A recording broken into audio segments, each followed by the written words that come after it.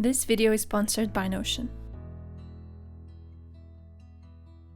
Every single year around this time, I feel a little bit off. It's like the weight of 6 months of responsibility, expectations, resolutions, and goals finally fell upon my shoulders. June also coincides with the end of the school semester for a lot of people, and it may also mark the period when you start scheduling your vacations. Overall, there's like this invisible mark separating the two halves of the year. Even my Hobonichi planner is divided from January to May and then from June to December. So this is the time when I pick up a fresh new planner and start wondering what all of those blank pages will mean for me for the next few months. And you know what? We all need to start over.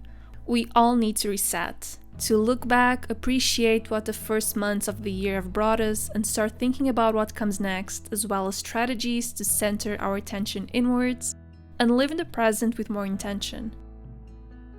You may still have a bunch of goals to tackle.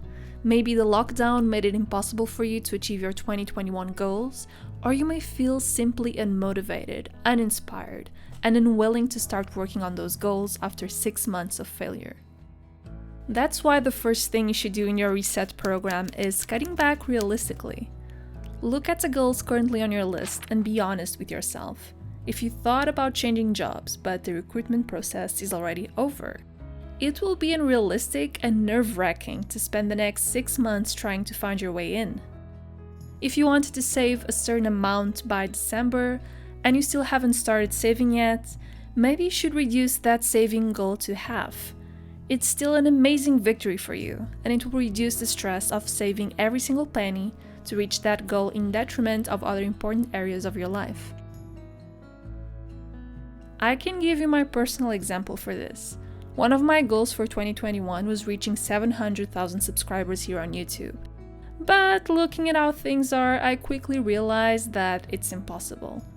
And you know what? That's okay. That number doesn't define me or my work, so I literally dropped that goal and will start focusing on the quality of the content instead of numbers. It's also important to schedule incremental, smaller deadlines. All goals are composed of smaller steps, tasks, and decisions, so breaking them down visually in your calendar can turn a big, overwhelming task into something much more achievable and easier to digest. This exercise is also really helpful because it may turn an abstract goal or resolution into practical steps, and that will show you whether that goal is actually achievable in the time you've imagined or not. Actually, I have a Notion template for goal setting and scheduling, which you can use for year-long goals as well as resetting in the middle of the year. I will link it down below and it's free to download and use. Planning the steps towards reaching a certain goal in depth will help you understand if you have to extend your deadline. Yearly goals are just an abstract concept. There is absolutely no reason why your goals need to be reached by December. You can start a new set of goals now and set your deadline for June 2022. You can also shorten the deadline. So for instance, instead of having a goal to save $500 by the end of 1 year, you can try instead to set a goal to save $50 every 2 months and then rework your saving goals as time goes by. Also remember to focus on doing less instead of doing more. Challenge yourself to invert your concept of goal setting and productivity. Instead of focusing on adding a bunch of different habits and goals to your already packed schedule, drastically reduce your goals to the essentials. Things that you truly, really love, or something that will really benefit your physical or mental health. Step away from meaningless challenges that are only going to make you spend time and money on activities and milestones that are irrelevant to who you are and where you want to be. For example, for a lot of people, it is incredibly important to learn a lot of different languages because maybe they are travel vloggers, or maybe they want to expand their skills for translation purposes, or maybe they have office jobs that require them to talk to people in different languages on a day-to-day basis. For them, it may be valuable to spend the time learning several different languages at the same time, but maybe for you, it isn't that valuable. The same thing applies to fitness goals, goals set towards materialistic purposes, and other things. Actually, doing less also means doing one thing at a time. So focus your energy on one goal only, or 2 or 3 goals that belong to different major categories. Personally, I like to focus on 3 goals at a time.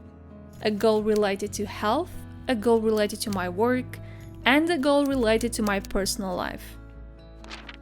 Drastically reducing the amount of time you are dividing between different activities and priorities helps you develop, reflect, reevaluate your effort, and come up with new ideas. And please always remember to track your progress. Record the ups and downs, the failures, the victories, and everything in between. It's all part of the process, and it shows your growth and how you can overcome obstacles.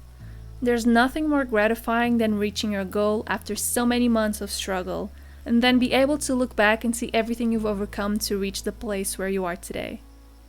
It also gives you a sense of empowerment. It shows you how you can resist what life throws at you and inspires you to move forward and create new goals for yourself. Essentially, all this process can be summarized in 4 easy steps instead of 6, so let's recap. Cut back on non-essential goals. Schedule out your plan. Focus on one thing at a time. And track your progress, failures, and victories. I've provided down below a mid-year reset worksheet for you, which you can download and print for free, along with the Notion template that I mentioned earlier. So if you want to start planning your life from scratch and really get into this mid-year reset and create new habits, tackle those goals for 2021, I suggest an easy-to-use and all-in-one tool that truly helps you manage your life intentionally. And for that, you can use Notion to help you track and achieve those mid-year goals. Notion can be used individually or to collaborate with other people. I use a lot of templates for my own individual planning, but I also share some of the pages with my video editor, as that allows us to keep a steady workflow, as well as some pages with more personal info with my fiance, like things about the household management, finances, and so on. You can use and explore Notion anytime you want and for as long as you like, because their personal plan is literally free, without any word or block limit. It's actually the best investment you can make because it's free, it doesn't cost a cent, and it will help you reset for the second half of the year. And if everything goes well, you'll use it as well in 2022. To start using Notion today, please go and click the link provided in the description box to get your free account. And using that link also tells Notion that you came from this channel, which is really nice if you want to keep supporting this type of content. I hope you've enjoyed today's video. Good luck with your goal setting, and I'll see you next week. Bye guys!